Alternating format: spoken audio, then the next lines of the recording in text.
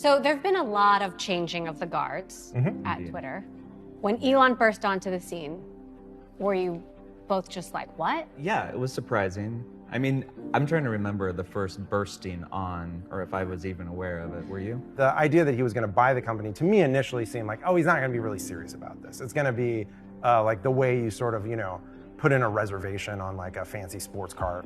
There have been a couple moments where I'm like, oh, I started this thing with some other people a long time ago in this little office, and then the world's richest man bought it. Right. And it's this big news story. Like, how did that happen? That's weird. Was there any part of you that was like, oh, this is interesting, maybe it's a little exciting? Totally, yes. I like interesting things to happen. Right. I'm not a fan of things staying the way they are. I mean, that's why we do tech. That's why we start new things.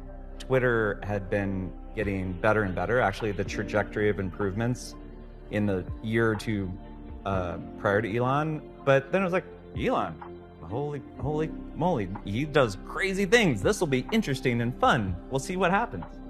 Yeah. We may differ on this point. Yeah, I mean, I was just concerned because like everything he was talking about that he wanted to do with the product seemed pretty lightly considered.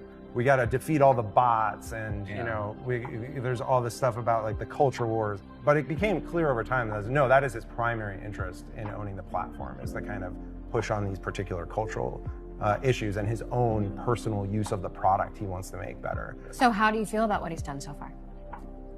I don't think he's dialed it in quite right yet. Well, it's gone pretty poorly. I mean, just objectively speaking, the moves fast sort of mythos is belied by that most of the things that have been pushed out the door, like Twitter Blue or view counts, make sure you amplify my tweets so that everyone sees them, which is, again, if you own the product, you can do that. It's just a curious way to product manage a global platform. For years, Twitter was criticized for not innovating fast enough, not making enough money, struggling to get users. Did something have to happen? My main feedback that I recall giving on board is we need to do more things, more innovation, more bigger, bolder bets. That's much easier said than done. A lot of that effort, though, was going towards making the platform more safe and dealing with a lot of things that have been overlooked for a long period of time, including, harassment, abuse, like manipulation by non-state actors. You're talking about real problems that they had to clean up and deal with. So I respect the fact that they spent a lot of time on that as opposed to shipping new features. And given what we know now about how 2022 played out economically, something probably would have happened, right? It's unlikely that Twitter would have just sailed through without massive layoffs, without some sort of activist interest in the company. Twitter was in a vulnerable state. I just don't think it needed to be quite this silly. Is there something about his hardcore approach that's shaken the valley up?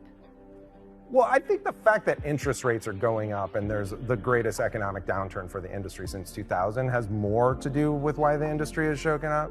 And I don't think that Facebook and Google are doing massive layoffs because they saw that Elon could get people to sleep on the floor. There is, particularly among like the VC world, this hunger for this era of austerity, which is like employees with their free kombucha and all of their lattes and all of this stuff like that. Lattes. Everyone wants these goddamn lattes. They're running us out of business. Can't sell enough ads to afford this kombucha on tap. And like now that era is over and people are gonna have to buckle down. The tables have turned. The austerity of Silicon Valley begins. Jack Dorsey, who co-founded Twitter with you, said, Twitter is the closest thing we have to a global consciousness. Solving for the problem of Twitter being a company, Elon is the singular solution I trust. This is one of the worst aged tweets of all time. This is honestly one of the worst tweets that's ever been put on the platform, and there's a lot of them. Jack has been very consistent on this from the beginning, is that he really was interested in Twitter as a protocol, like a public good that could be used in the same way that civic infrastructure exists. The problem was with Twitter is that we were inherently not building a public good, we were building a for-profit enterprise. I had debates when I was running the company with Jack and other people in the company about whether Twitter could or should be that. And I think Jack agrees at this point that once we took venture capital, it couldn't be that.